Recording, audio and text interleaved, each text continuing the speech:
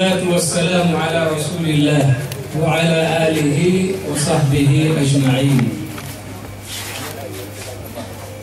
Excellence, Monsieur le gouverneur de la région administrative de Kindia, Général Elhadj Ibrahim Khalil Condé, Son Éminence, l'inspecteur régional des affaires religieuses de Kindia, je vais nommer notre cher père Elhadj Mahmoud Kamara, Monsieur le Président de l'Union des associations Ahlus Sunna wal Jama'a de Guinée, Elhadj Aboubakar Mori Doucouré, chers frères et sœurs en islam, permettez-moi de vous appeler par ce nom qui vous a été attribué par Allah subhanahu wa ta'ala lorsqu'il dit Innamal mu'minuna ikhwa. Les croyants ne sont que des frères, donc je vous appelle par ce nom qui vous a été attribué par Allah subhanahu wa ta'ala. En le faisant, je ne viole aucun protocole. Je vous salue donc avec la salutation fraternelle islamique en vous disant Assalamu alaikum wa rahmatullahi wa barakatuh. C'est pour moi un honneur et un plaisir de prendre la parole au nom de mon ministre, secrétaire général des affaires religieuses, Elhadj Karamo Diawara, empêché d'être avec nous par une mission à l'intérieur du pays. Donc je suis très honoré de prendre la parole en son nom pour vous adresser mes sincères remerciements d'avoir organisé une activité de ce genre. Actuellement, le département des affaires religieuses se trouve dans toutes les régions administratives du pays dans le sens de sensibiliser pour la consolidation des acquis de la paix et la cohésion sociale. Donc le fait de regrouper un si grand nombre devant nous donne l'opportunité, bien sûr, de donner les sages orientations qui nous ont été confiées par celui à qui Allah subhanahu wa ta'ala de nos jours a confié ce pays. Il s'agit de notre président, le colonel Mamadi Doumbouya. Vous avez choisi un thème très important, al-ilmu qabla al-qawli wal-amal. Le savoir avant le dire et l'action, ou bien l'acte. Pour essayer de montrer la place que le savoir occupe dans notre religion et dans notre vie de tous les jours. Nous savons que si l'homme est honoré, c'est grâce au savoir. Et Allah subhanahu wa ta'ala, lorsqu'il lui a enseigné tous les noms, toutes les choses, ça veut dire qu'il lui a enseigné tout. Et il dit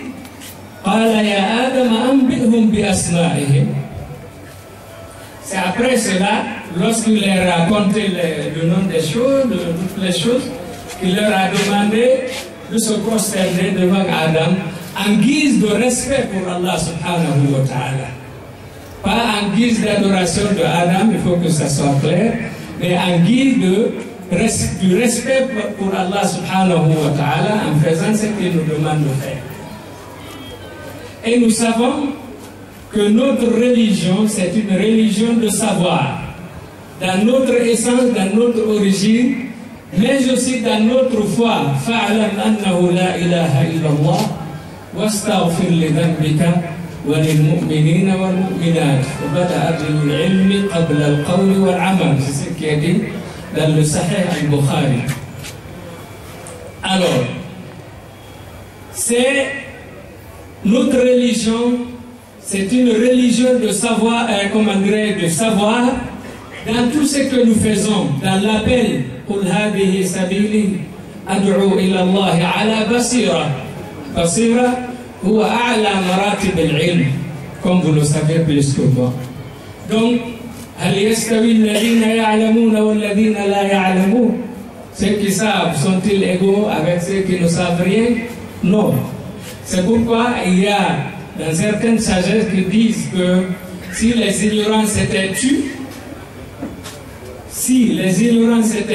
sans parler, le monde serait reposé.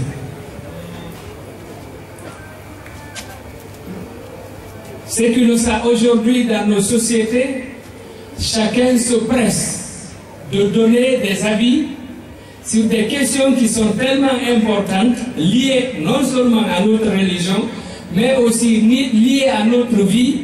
Les gens se pressent à donner des avis dans l'ignorance. C'est ce qu'il faut éviter.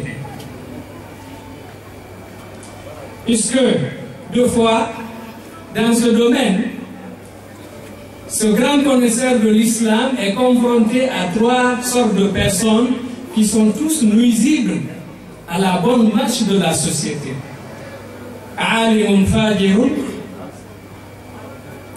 wa jahilun abidun, wa muta'alim. Quelqu'un qui connaît, mais qui ne respecte pas les injonctions de son savoir, il crée des problèmes pour la société. Quelqu'un qui ne connaît pas, mais qui aime la religion, lui aussi, il détruit plus que ce qu'il construit. Et quelqu'un qui commence le savoir et s'érige en érudit, en grand connaisseur de l'islam, et qui se met à donner de fatwa en violant les principes de l'islam, celui aussi détruit la bonne marche de la société. C'est pourquoi le fait d'avoir choisi ce thème, il sera débattu par des gens spécialisés de notre pays dans les sciences de la religion. C'est une chose à saluer, puisqu'aujourd'hui nous sommes confrontés à beaucoup de vicissitudes, à beaucoup de problèmes, à beaucoup de difficultés dans la bonne marche non seulement de notre religion, mais aussi dans la bonne marche de nos sociétés, puisque ceux qui doivent parler se sont tus et ceux qui ne doivent pas parler ont parlé. Donc, nous ne pourrons que vous remercier et demander davantage à ce que ces thèmes-là soient débattus et que l'organisation soit plus stricte à débattre sur ces thèmes-là lorsque nous allons finir notre cérémonie de rencontre. Puisque ce qui est plus important, ce n'est pas cette rencontre, elle est importante. Mais c'est ce que nous allons acquérir à travers la rencontre de Kindia, ce avec quoi nous allons retourner dans nos préfectures, dans nos communes, dans nos régions. C'est ce qui est plus important en termes de compréhension et en termes de connaissances que nous devons appliquer tous les jours dans notre vie quotidienne. Puisque si chacun de nous sait qu'est-ce qu'il doit faire, quelles sont ses limites, à travers sa religion, la religion de l'islam que nous chérissons, nous pensons qu'il y aurait beaucoup de solutions à beaucoup de torts, à beaucoup de problèmes, à beaucoup de difficultés auxquelles nous sommes confrontés.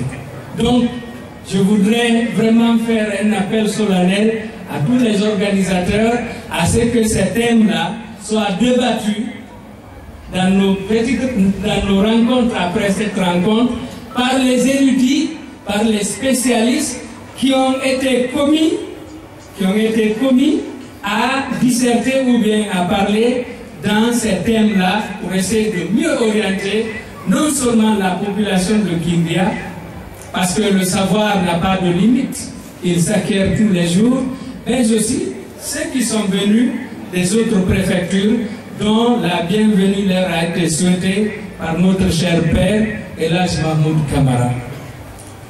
Je voudrais paraphraser nos érudits, nos sages, pour demander à chacun de nous d'œuvrer dans le sens de la consolidation de notre paix. Notre Guinée, là, elle nous appartient à nous tous. C'est une chose commune. Nous sommes obligés de vivre ce que Dieu a fait. On n'a pas choisi d'être Guinéen. Allah subhanahu wa ta'ala, c'est le choix d'Allah. Donc il faut assumer le choix d'Allah subhanahu wa ta'ala si nous avons la foi en lui. Respecter ce qu'il fait. Nous sommes Guinéens, nous sommes des frères, nous sommes des sœurs. Et Allah subhanahu wa ta'ala nous dit Inna khalaqnakum min dhakarin wa untha wa ja'alnakum shu'uban wa qaba'ila li ta'arafu. Wa ja'alnakum, c'est une volonté divine. Hein? Wa ja'alnakum shu'uban wa qaba'ila li ta'arafu. Et cela se manifeste dans notre pays. En Guinée, nous sommes des shu'ub, nous sommes des qaba'il. Mais Allah subhanahu wa ta'ala a dit Inna akramakum inda Allahi atqakum. Wa hadha taqwa yuqaranu bi naf'ika linnas. Khayrukum anfa'ukum linnas. Donc, je voudrais me limiter là pour ne pas abuser de votre temps. Et nous sommes sous le soleil. Et Allah subhanahu wa ta'ala a fait que nous sommes avec vraiment nos autorités à tous les niveaux. Nous avons connu notre général Ibrahim Khalil, notre cher général, à travers le pèlerinage, un grand monsieur qui s'ajoute à notre cher père Elhadj Mahmoud Kamara. Je crois qu'avec la supervision de ces deux, la région de Kindia, elle est bénie et elle est sauvée par la grâce d'Allah subhanahu wa ta'ala. Je voudrais me limiter là, je vous remercie. Assalamu alaikum wa rahmatullahi wa barakatuh.